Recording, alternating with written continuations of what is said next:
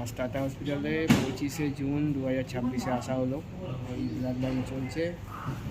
Thank you রাজুদা এই সুযোগটা করে দেওয়ার জন্য। আর মানুষের পাশে থাকা, মানুষের পাশে থাকবো সারা জীবন, যতদিন বেঁচে থাকবো। আর টাটা হসপিটালে আগে রক্ত দিয়েছিলাম সেই ভাইটাকে, আর আজ দিন আঙ্কেলকে দিলাম।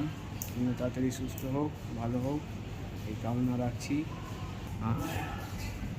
নিজেরও টাটার ব্লাড ক্যাম্প।